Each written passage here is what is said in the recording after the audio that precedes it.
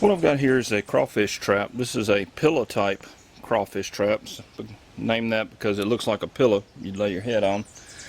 And I built this pillow trap out of poultry netting. And this is just plastic poultry netting. This is not wire. You can buy the plastic poultry netting at Home Depot for about $30 a roll, or $20 a roll I think it is. And you can buy a pack of zip ties. They have a bulk pack there. I think it's 600 zip ties for $6. So for a little less than $30 you can make about 8 of these 36-inch long pillow traps. And what I do is I cut a 3-foot section of the poultry netting off. So it's 3 feet by 3 feet is the piece that you're going to start with. And the first thing I do is that I fold it together and I overlap it just a little bit. You can see my overlap here, just probably 2 inches. And I put a zip tie on every connection all the way up and down. So that's my primary fastening right there. Then I'll move over to my overlap and I'll put one every couple of inches like that. And that's just sort of a secondary closure. So at this point you've got basically a tube. You've got a hollow tube. So the next thing that you want to do is you want to build the bottom. You want to build the funnels where the fish are actually going to enter. And this is pretty straightforward. What I do here is I put 2 or 3, and you can see I've got 3 here, zip ties right in the middle. And you can see this basically is in parallel with my overlap. So I'm gonna fasten about that much of it, and I'm gonna leave the rest on both sides to where I can push the corners up into the trap and make my funnel. And I'm gonna do that on both sides. And you can see that makes a funnel something about like that.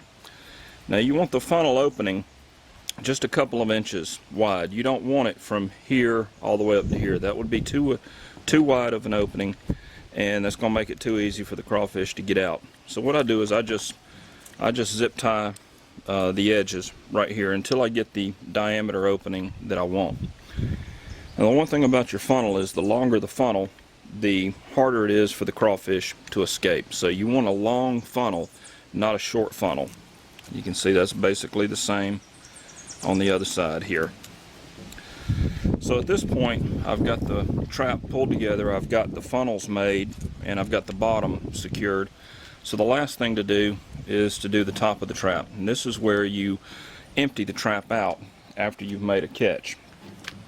And so what I do is I just zip tie half of the trap shut right there, and this is going to allow me to shake it like so and empty the crawfish out after I make a catch.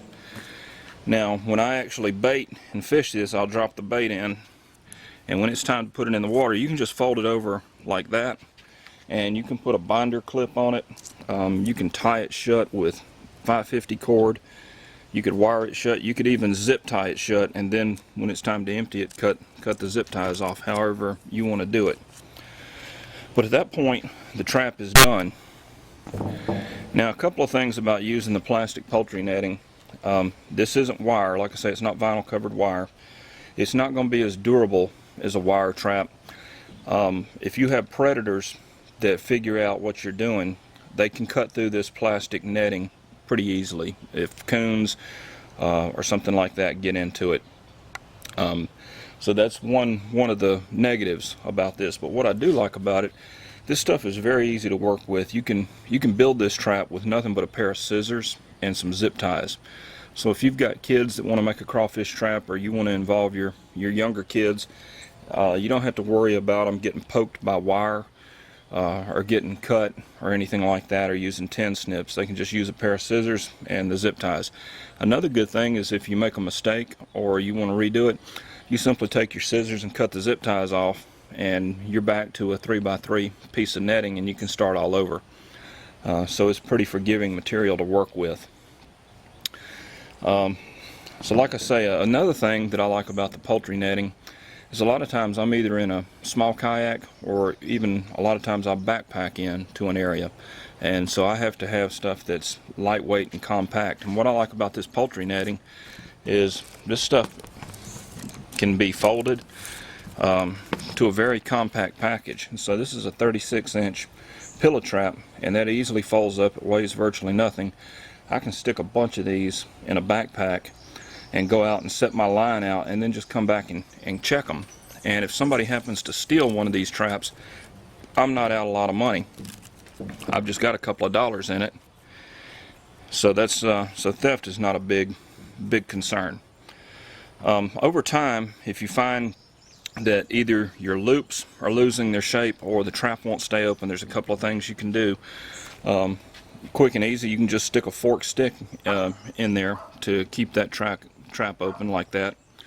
Another thing people do is they'll take a piece of wire and put it in there so that they can pull it open and be done with it like that. So anyway, this is just something I thought I'd share with you. It's you can build one of these traps in about 15 minutes once you figure out what you're doing. They're lightweight, they're cheap, very safe to build and use. Now the last thing is how to fish this trap. You don't want to fish the trap at a perfectly vertical angle, and you don't want to fish the trap at a horizontal angle. What you want to do is you want to lay this trap in the water and tie a cord to the top and fish it at about a 45-degree angle or so. And as you can see, that makes it very easy for the crawfish to come up and climb right up into your funnel from either side. If you hang it perfectly vertically, they've got to do more work to get up in there. It's harder for them to get into the trap when it's hung vertically. Same thing with it hung horizontally. You don't, the opening is not flush against the ground, and so what you want is you want this trap set at a 45-degree angle where they simply walk up the funnel to get to the bait which you've dropped inside. As far as bait, you can use a lot of different things. You can use chicken necks. Personally, I find cut bait to work the best, but you can experiment with different baits in your area and see what works for you. But so anyway, that's it. It's quick, simple, cheap, and a lot of fun. And these work. These are good traps, and they will put food on your table, and that's what I'm all about.